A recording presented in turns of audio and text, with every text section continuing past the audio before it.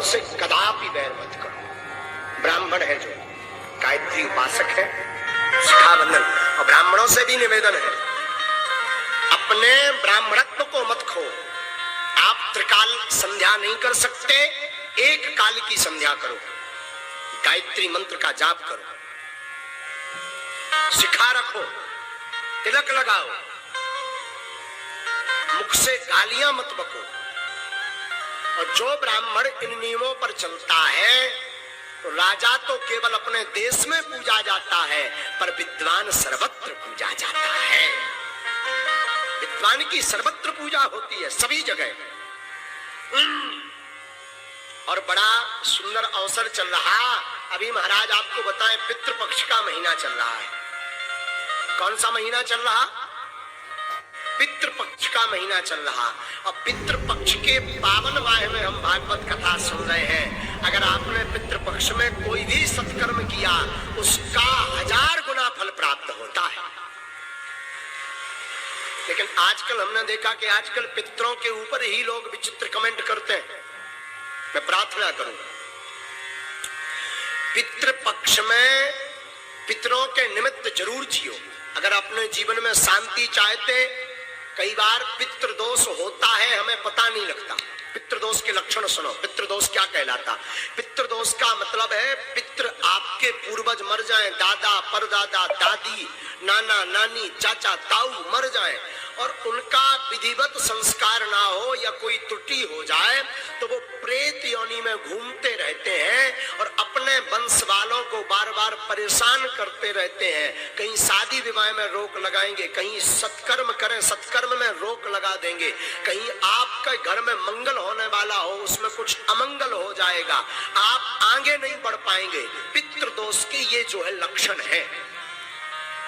पहला लक्षण है, अगर पितृदोष लगा आपको, तो पितृदोष अगर आपको लगा श्रीमान, तो पहला लक्षण है कि पितृदोष में आपको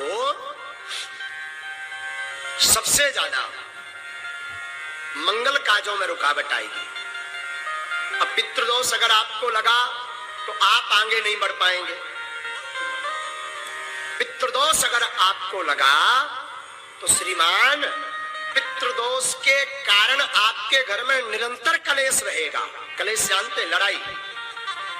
अब पितृदोष अगर आपको लगा तो आपके घर में कभी भी धन संपत्ति नहीं रुकेगी। महाराज ये कैसे पता लगे कि ये पितृदोष है? तो सुनिए, बार बार स्वप्न में मरे हुए लोग दिखाई दे, या बार बार स्वप्न में पूर्वज दिखाई दे, अथवा बार बार भोजन करते समय भोजन में बाल निकले, सिर का बाल निकले, अथवा बार बार कोई भी प्रयत्न करने से सफलता प्राप्त ना हो, तब समझ जाना चाहिए कि आपके ऊपर पितृदोष है।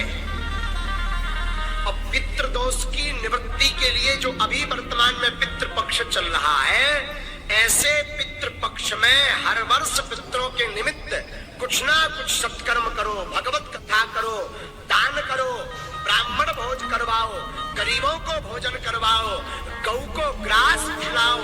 ऐसा करने से और पितरों को याद करने से पितृदोष से मुक्ति हो जाती है।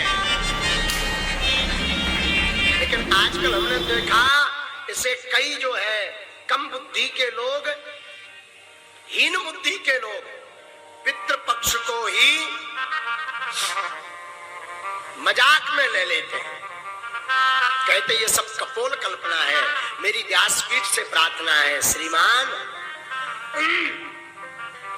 पितृदोष से निवृत्ति चाहिए तो पितृपक्ष में सत्कर्म जरूर करिए, वरना आप एक नहीं 100 मूड के हो जाएं। अगर पितृदोष लगा तो जीवन में आप कभी भी सफल नहीं हो सकते।